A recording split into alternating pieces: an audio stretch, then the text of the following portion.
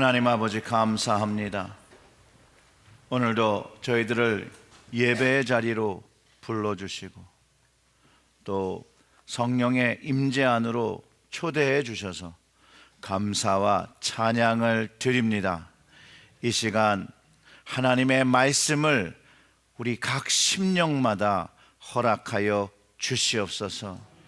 우리의 발걸음을 이끄는 등불의 말씀처럼 주시옵고 영적인 양식으로 허락하여 주셔서 우리의 각 삶 속에서 하나님의 말씀을 마음에 품으며 하나님 아버지와 우리 예수 그리스도를 우리 마음에 모시며 살아갈 수 있도록 주여 이 시간에 하나님의 말씀이 들리게 하여 주시옵소서. 이 모든 말씀 우리 구주 예수님의 이름으로 기도드렸습니다. 아멘. 아멘. 오늘 말씀은 죽었던 너희를 살리셨도다. 이 한 문장 안에 예수 그리스도께서 우리를 위하여 하신 일이 다 들어 있습니다. 우리가 2주 전에 어린이 주일이었죠. 우리 체릴제일교회에서 13명의 어린 아이들과 유아들을 세례를 베풀었습니다. 요즘 이렇게 세례를 많이 주는 교회가 여러분 없습니다. 며칠 전에 그 아멘네 대표님과 좀 만남을 가졌는데요. 저희 교회 세례 소식을 좀 이렇게 나누니까 그분이 그렇게 얘기하시죠. 요즘에 그런 세례를 많이 주는 교회 들어보지 못했는데 너무나도 감사한 일이라고 말씀하시더라고요. 그러면 한 13명 정도의 아이들을 이제 매년 세례를 주는 교회를 찾아보면요, 여러분 한 1000명이 넘는 교회들이 그 교회들도 우리 교회처럼 많이 세례를 주지 못합니다. 물론 내년에 얼마나 세례를 베푸게 될지는 모르지만 만약 우리가 계속해서 복음을 전하고 전도하고 한다면 계속해서 우리는 세례를 베푸는 주님의 사역을 감당하게 된다는 것은 의심할 여지가 하나도 없다라는 것이죠. 예수님께서요 제자들에게 이런 명령을 주셨어요. 지상 대사명이라고 하는데 여러분 다 잘 아시죠? 마태복음 28장 19절과 20절의 말씀인데요, 우리 다 같이 읽어볼까요? 그러므로 너희는 가서 모든 민족을 제자로 삼아 아버지와 아들과 성령의 이름으로 세례를 베풀고 내가 너희에게 분부한 모든 것을 가르쳐 지키게 하라. 볼지어다 내가 세상 끝날까지 너희와 항상 함께 있으리라 하시니라. 아멘. 모든 민족을 제자로 만들어야 한다는 것이죠. 교회의 사명이고 믿는 자의 사명입니다. 그리고 가르치고 세례를 베풀고 가르치고 지키게 하는 것, 교회가 해야 되는 일이고 구원받은 이들이 해야 하는 것이라는 거예요. 그러면 주님께서 이 세상이 끝나는 그날까지 함께하여 주신다라는 약속의 말씀을 가르쳐 주셨습니다. 저는 우리 체리교회가 정말로 하나님의 축복과 축복을 받았고 소망이 있는 교회라고 확신합니다. 2주 전에 13명의 아이들에게 세례를 주었는데 오늘 2부 예배 때 중고등부에서 1명의 세례자와 10명의 견신례를 받게 됩니다. 즉 이 아이들이 체릴제일교회에 입교하는 정식 교인이 되는 날이기도 합니다. 이제 스스로가 믿음을 선택하고 믿음을 결정하여 신앙생활을 하고 이제 주님께 자신의 삶을 헌신하여 산다는 그런 의미입니다. 참으로 체릴제일교회 담임 목사로서 자랑스럽고 기쁜 일이 아닐 수 없습니다. 오늘도 또 중고등부 아이 중에 1명은 세례를 베풀고 또 그 세례의 의미를 함께 우리가 새기고 중고등부 아이들이 자신의 믿음을 결정하고 예수 그리스도를 쫓아 살 것이라고 우리 어른들과 함께 예배를 드리며 헌신하는 그런 날이죠. 2주 전에 세례는요 주님 안에서 새로운 삶으로의 초대라고 말씀을 드렸었습니다. 세례받은 모두가 새로운 삶을 하나님의 인도하심, 주님의 인도하심, 성령님의 인도하심을 받아 사는 것이라고 우리 모두가 말씀을 나누었었는데요, 이 세례는요 영적 은총의 내적과 외적인 표시예요. 하나님의 은혜를 경험하는 수단이기도 하다라는 것이에요. 이 세례는요, 거룩한 세례 의식을 통해서 우리가 죄를 회개하고 그리스도의 죽음 안에서 연합되고 부활의 능력을 통해서 그분 안에서 새로운 생명으로 일어나고 그분 몸 안에 통합되고 성령의 역사를 통해서 하나님의 완전에, 그 하나님의 그 나라에 이르도록 능력을 받으며 사는 것을 통틀어서 이야기하는 것이죠. 그리고 이 이야기가 오늘 우리가 읽었던 본문에 다 담겨 있다는 거예요. 다 담겨 있다는 거예요. 그리고 견신예라는 것을 좀 설명을 드리면, 이 견신예를 통해서 자신들의 믿음으로 고백하진 않았지만 어린이였을 때, 유아였을 때 세례받은 그 선언된 언약을 이제 새롭게 자신의 것으로 갱신하고 서약하고 앞으로 자신의 삶이 하나님의 일을 증거하며 그리스도와 그분의 거룩한 교회에 헌신을 약속하고 거룩한 삶을 살기로 고백하며 성령의 기름 부으심을 받는 날이라는 것이죠. 그런데 여러분, 놀랍게도 뭐 이렇게 계획을 해서 한 건 아닌데 또 우리 아이들이 이 세례와 견신례를 받는 그날이 또 성령 강림절이라는 거예요. 참 의미가 참 좋습니다. 그리고 금방 설명드렸던 것처럼 우리가 읽은 그 본문, 세례의 의미를 아주 잘 표현한 성경 말씀이라고 저는 확신을 하는데요. 세례는 가장 먼저 내 자신이 죄에 대해서 죽었음을 의미하고 그 죄가 주님으로 인하여 해결되고 주님으로 인하여 다시 살게 되었다는 것을 믿고, 그리고 그 세례를 응답으로 받는다는 것이에요. 중생이란 말을 쓰기도 하죠. 중생. 바로 세례를 통해서 나 자신이 죄에 대해서 죽고 의에 대하여 새 생명을 얻는다는 것을 의미하고 있죠.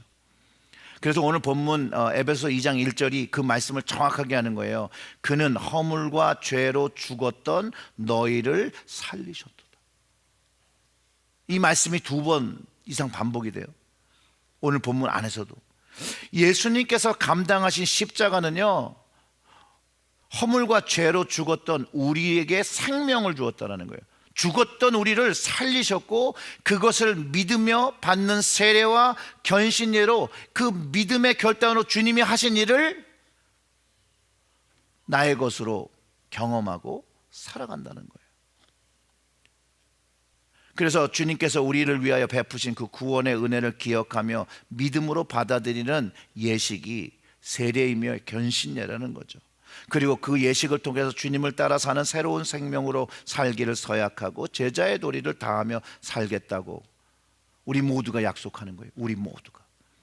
견신이라는 말은요, 자신을 바치겠다는 인간의 행위이자 동시에 제자로 살겠다는 의지 안에 성령을 바라보는 그런 은혜의 시간이 되어지는 것입니다.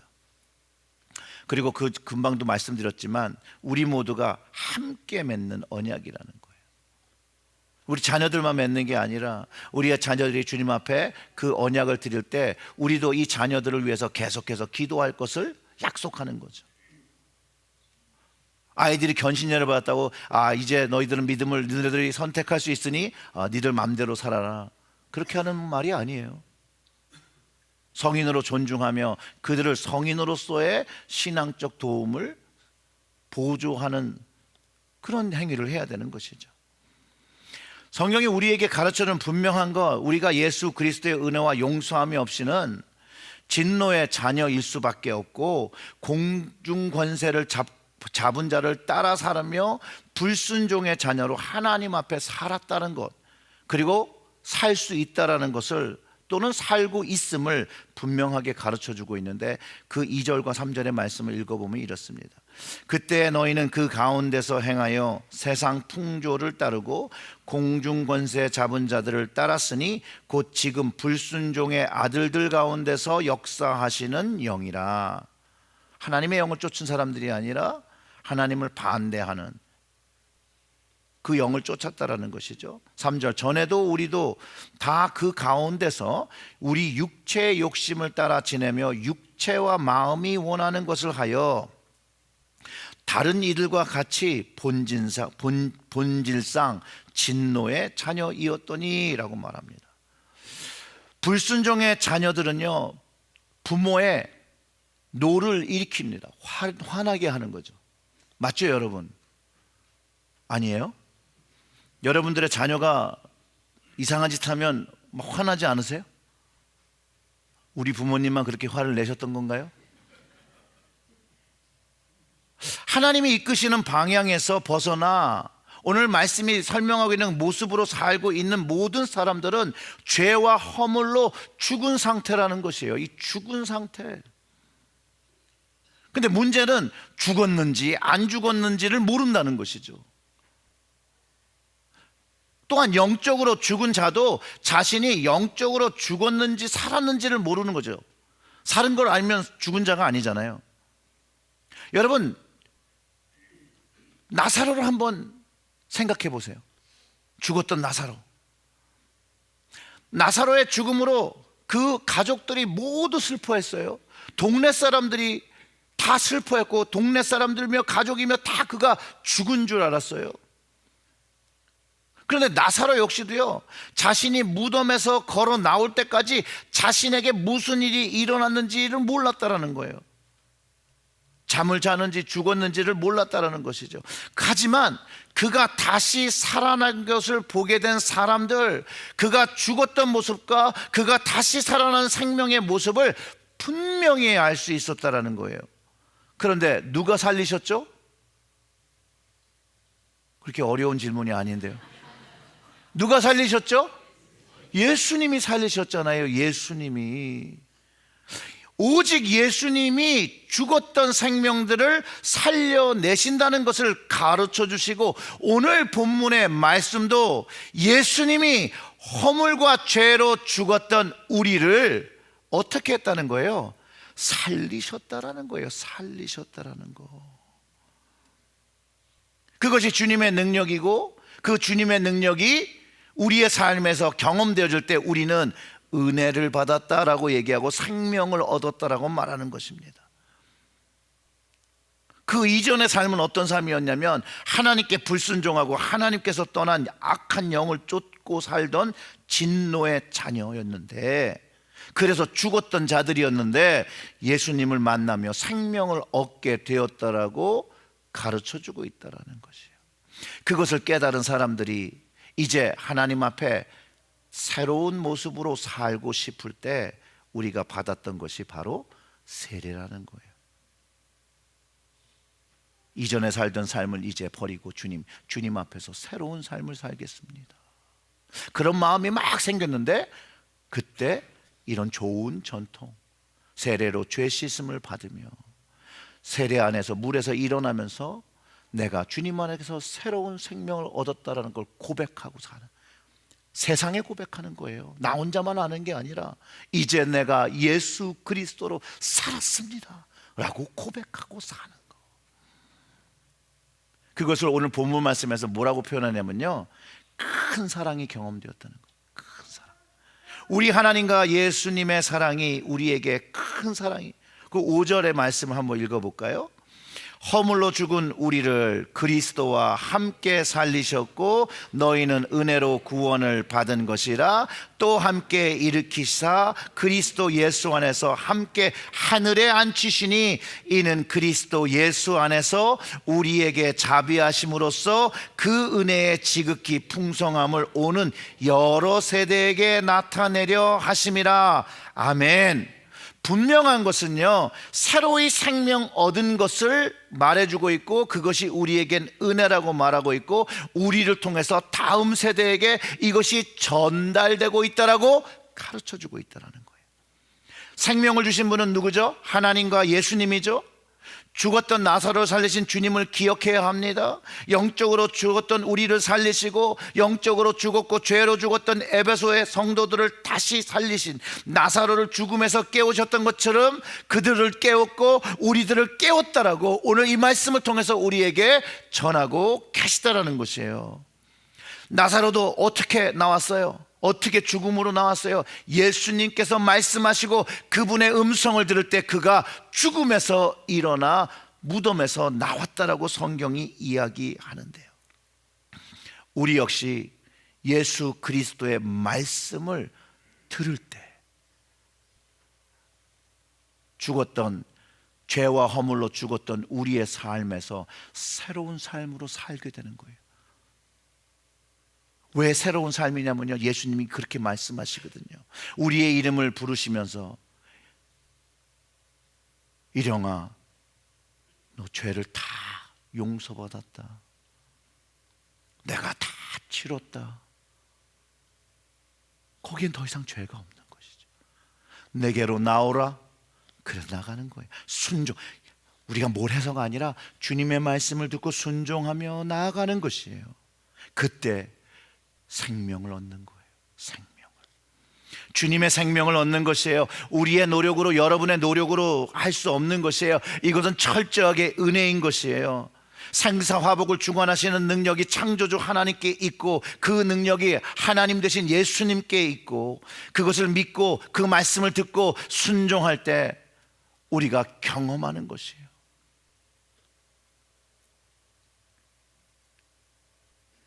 그리고 그 주님의 은혜를 받고 주님 가신 그 방향, 하나님께서 우리를 이끄시는 그 방향으로 다시 나아가는 그것, 이게 선물이라는 거예요. 저도 한 게 없고요, 여러분들도 한 게 없어요. 그냥 선물이에요. 주님 주신 선물이에요. 여러분, 선물을 주셨으니 어떻게 해야 됩니까? 선물을 좀 까봐야죠. 그리고 그 선물을 누려야죠. 야, 이거 좋은 거구나. 그래서 8절과 9절이 이렇게 얘기하잖아요. 너희는 그 은혜로 의하여 믿음으로 말미암아 구원을 받았으니 이것은 너희에게서 난 것이 아니요 하나님의 선물이라. 행위에서 난 것이 아니니 이는 누구든지 자랑하지 못하게 함이라. 아멘. 우리의 행위와 노력으로 이룬 것이 아니라 거저받은 은혜이기 때문에 하나님의 선물이라고 말하고, 그 구원을 내가 한 것이 아무것도 없으니 자랑하지도 못한다는 거예요. 그냥 겸손하게 감사드리는 것이죠. 바로 그 구원하신 목적과 이유를 가르쳐 주는데 바로 10절의 말씀입니다. 우리는 하나님의 불순종의 자녀였다가 은혜로 변화받고 거듭난 생명의 모습을 가지고 하나님의 형상대로 창조된 그 모습, 바로 하나님의 선함을 담고 지으신 목적이 무엇이라고 가르쳐 주는데, 그것이 선한 일 때문에 지으심을 받았다고 합니다. 하나님께서 하나님께서 우리를 지으셨다, 여러분 믿으십니까? 하나님의 능력이 어떻습니까, 여러분? 하나님의 능력은 전지전능하십니다. 여러분, 미켈란젤로의 작품 하나 받으신다라면 좋으시겠습니까? 뭐 어차피 받을 게 아니니까 별 감흥도 없으세요? 그런 작품을 가지면, 와, 이런 세계에서 그 거장의 작품을 내가 가질 수 있다라면 얼마나 기쁘고 얼마나 자랑스럽고, 얼마나 이거를 막 밖에 나가서 야, 우리 집에 미켈란젤로의 작품이 하나 있다 라고 하시지 않겠습니까? 근데 여러분이, 제가 뭐 인정은 잘 안 하시겠지만 하나님의 전지전능하신 하나님의 작품이라는 거죠. 스스로가 믿지 못할지라도 하나님의 작품이라는 거예요. 그러니 스스로를 좀 믿으시기 바랍니다. 나는 누구예요? 하나님의 작품. 창세기에도 우리가 어떻게 만들어졌어요? 하나님의 형상대로 창조되었다라고 하잖아요. 하나님의 형상, 하나님의 이미지를 가지고 있다라는 거예요. 여러분 안에 하나님의 형상이 있는 것이에요. 주님의 형상이 있는 거예요. 성령님의 형상이 있는 것이에요. 왜냐하면 하나님의 만드신 바, 그분의 피조물이기 때문에 그렇습니다. 그러니 여러분, 내가 나 스스로를 보기에 마음이 너무나도 안 좋고 실망하는 그 순간에도 내가 누구에 의해서 지음을 받았다는 것을 기억하면 스스로에게 용기 얻으시고 위로받으시기를 주님의 이름으로 축원합니다. 교만만 하지 않으면 돼요. 교만까지 가지 말고 스스로를 하나님이 나를 만들어 주시고 지금 나에게 주신 이것이 어렵지만 내가 이것을 할 수 있는 사람으로 나를 만져주시고 만들어 주셨구나. 하나님이 만들어 주셨으니 지금 내가 마주하고 있는 현실이 어려울지라도 하나님께서 나에게 능력 주셨으니 내가 이것을 이길 수 있고 승리할 수 있다라는 믿음을 가질 수 있다라는 거예요. 다른 사람들은 인정하지 않을 수 있죠, 여러분. 괜찮습니다. 다른 사람 인정하지 않는 게 뭐 그렇게 중요해요. 우리 하나님 아버지께서 인정해 주시는데요. 아닙니까? 우리 하나님과 우리 주님은요, 우리를 너무나도 많이 이해해 주시고 받아주심을 기억해야 합니다. 여러분들의 집 안에 그 자녀들도 그렇겠지만 우리 집안의 아들들도 실수하고 잘못할 때가 있으면 다 자라났잖아요. 그런데 애들이 뭔가를 잘못했을 때 빨리 자수하고 자백하고 용서받고 끝나면 되는데 혼날까 봐 이걸 숨기고 또 거짓말도 하고 뭐 그러지 않습니까? 또 우리 집 애들만 그런 거예요? 참 그렇잖아요. 아니 잘못했다고 인정하고 용서해달라고 하고 다시는 안 그럴게요 이거 한마디만 하면 그래? 그럼 앞으로 잘해 이렇게 얘기하잖아요. 내가 이놈을 죽일 거야 이러진 않으시잖아요. 이 철천주의 원수 막 이러진 않잖아요. 이 아이들을 계속해서 믿고 사는 것이 그 믿음을 실망시킬 수 있지만 그래도 계속해서 이 자녀들에게 믿음을 가지고 사는 것이 여러분 부모님의 마음 아닙니까? 아니에요? 다른 사람들이 내 아이를 안 믿어줘도 내 새끼니까 내가 믿어주는 거 계속해서 믿을 거고 그 아이를 믿으며 사는 거 계속해서 반복해서 믿을 것이라는 거예요. 왜요?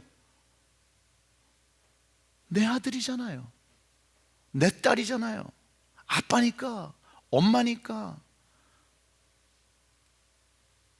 그러니 아이들이 실망하고 어렵고 무슨 어떤 일을 지나고 있을 때 말 못하는 것들이 있을 때 우리가 그렇게 얘기하잖아요. 괜찮아 아빠야 엄마야 이야기해. 다 들어줄 수 있어. 다 이해할 수 있어. 하지만 만약 그것이 실수라면 다시 하지 않으면 돼. 오늘부터 다시 시작할 수 있어 라고 여러분들도 여러분들의 자녀에게 말씀해 주시지 않으십니까? 그렇잖아요. 이 자녀들이 우리 삶 속에서 더 잘 살기를 바라는 것이 아버지의 마음이고 어머니의 마음일 것인데 우리 역시도 하나님 앞에 죄를 지었을 때 우리 하나님이 이렇게 말씀하신다는 거예요. 아빠야 다 이 얘기해도 돼. 이미 알고 용서받은 거야. 걱정하지 마. 그냥 말만 해 좀. 그럼 바로 용서해 줄게. 이미 십자가에서 다 용서된 일이야 라고 말씀해 주시는 그 하나님을 여러분 아십니까? 그 하나님이 우리의 아버지이심을 여러분 믿으십니까? 그 아버지와 함께 동행하십니까? 그 아버지께로 더 가까이 나아가기를 원하십니까? 우리는 아버지들을 참 무서워해요.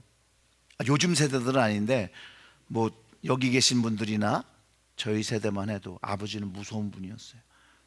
근처에 가까이 가면 안 되는 분. 여러분 세상이 바뀌었습니다. 하나님 아버지께 가까이 나아가야 합니다. 그럼 하나님 아버지께서 우리를 가까이 해주실 거예요. 염치 없고 면목 없지만 우리는 늘 회개해야 되고 하나님의 용서와 은혜를 구하며 살고 있는 것이라는 거예요. 그리고 하나님은 계속해서 우리가 지음받은 그 선한 모습을 가지고 이 땅에서 하나님의 영광을 위하여 살기를 원하신다라는 거예요. 의심할 수 없는 분명한 하나님의 말씀이자 하나님의 목적이 오늘 말씀 속에 담겨 있다는 거예요. 10절의 말씀 우리 다 같이 읽어볼까요?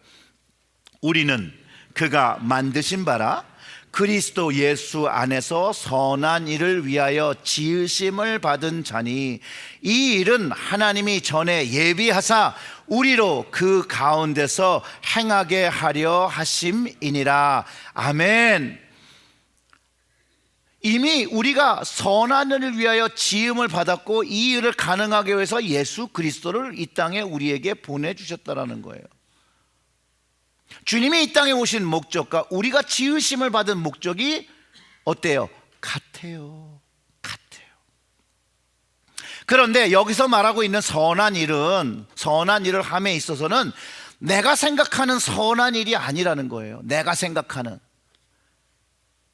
데살로니가전서 2장 12절에 이런 말씀이 있어요. 너희를 부르사 자기 나라와 영광에 이르게 하시는 하나님께 합당히 행하려 함이라 하고 말해요. 하나님께서 말씀하시는 그 선한 일은 그 베푸신 크신 사랑과 은혜를 받고 그 하나님의 선함을 받고 그분의 아름다운 덕을 알려야 할 사명이 바로 예수 그리스도 안에서 받은 지으심을 받은 선한 일이라는 거예요. 그 일을 여러분들도 해야 될 사명이 있고 저도 해야 될 사명이 있는 것이죠. 그리고 그 삶이, 그 선한 삶이 하나님께로 나아가는 올바른 방향이라는 것을 가르쳐주고 있다는 것이에요. 그리고 그 방향으로 살아가는 삶을 여러분 예배라고 부르는 거예요. 예배. 히브리서 13장 15절과 16절의 말씀을 찾아보면 이렇습니다. 그러므로 우리는 예수로 말미암아 항상 찬송의 제사를 하나님께 드리자. 이는 그 이름을 증언하는 입술의 열매니라. 오직 선을 행함과 서로 나누어 주기를 잊지 말라. 하나님은 이 같은 제사를 기뻐하시느니라. 하나님이 기뻐하시는 제사, 즉 예배는요, 우리의 삶 속에서 가장 먼저 구원해 주신 그 하나님과 주님을 찬양하고 지으심을 받은 그 목적, 하나님께서 선하다라고 하시는 그 일을 우리의 삶을 통하여 하는 것인데, 그것이 첫 번째 우리를 구원하신 예수 그리스도를 증거하는 전도의 입술이 있어야 한다는 거예요. 복음을 전파하는 그 일이 있어야 하고, 또한 하나님께서 우리에게 주신 것을 나누어 주는, 선을 행하고 서로 나누어 주는 것을 하는 것이라고 분명하게 가르쳐 주고 있고, 그것이 하나님께서 우리로 하여금 받으시는 기뻐하시는 예배라, 제사라고 가르쳐 주고 있다는 거예요. 즉 우리의 예배의 삶, 그 복음의 증인의 삶을 살기 위하여 우리는 주님의 선함과 올바름을 닮아서 내가 가진 것을 나누며 사는 것이라고 가르쳐 주는 것이죠. 사랑하는 성도 여러분, 저뿐만 아니라 여러분 모두가 세례를 받고 또 오늘 세례받고 견신예를 참여하는 우리 학생들도 분명히 하나님의 선하심을 위하여 지으심을 받았습니다. 그리고 그 선한 일들을 이제 해야 하는 것이죠. 우리 스스로가 이제 질문해 보아야 됩니다. 하나님 앞에 선하게 지음을 받고 하나님께 새로운 생명을 얻은 나의 삶 속에 어떤 선함이 있고 어떤 착함이 있고 어떤 진실함이 있어 열매를 맺고 입술의 열매를 가지며 살고 있습니까?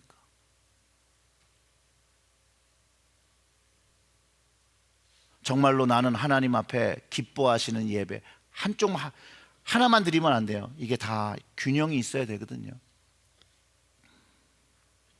하나님의 형상대로 지음받은 그 모습,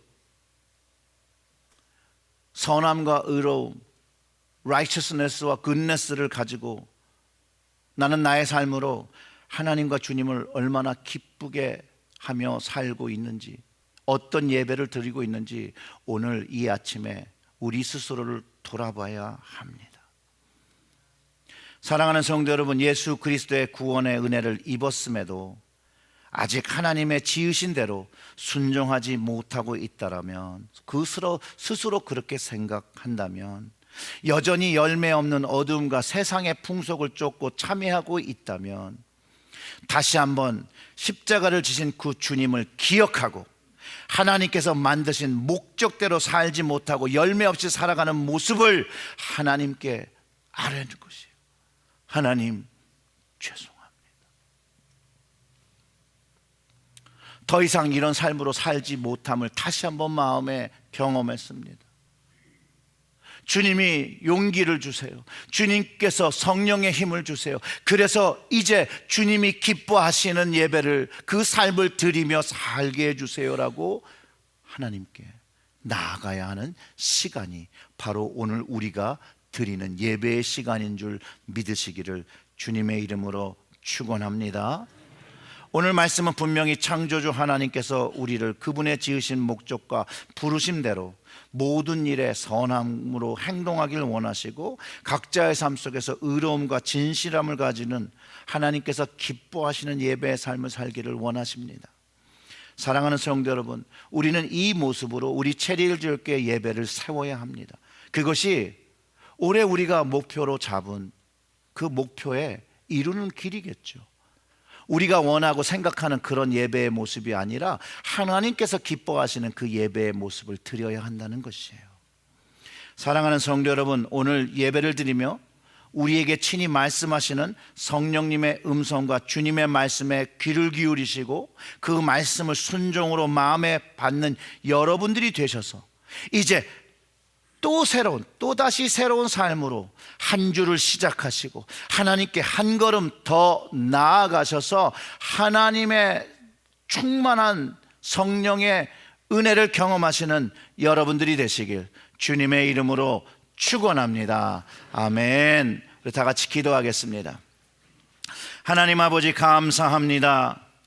오늘 주신 이 말씀 다시 한번 마음속에 새기게 하시고, 우리가 죄와 허물로 죽었던 우리를 살리신 주님의 그 십자가의 은혜를 기억하며 다시 한번 지었던 모든 불순종과 죄를 주님 앞에 내려놓고 하나님 앞에 내려놓습니다. 용서하여 주시옵소서. 아버지 되신 하나님께서 용서하여 주셨고 새로운 기회를 주셔서 이제 하나님께 기쁘신 예배 우리의 삶에서 감당할 수 있도록 성령으로 동행하여 주시옵소서. 이 모든 말씀 우리 구주 예수님의 이름으로 기도드렸습니다. 아멘.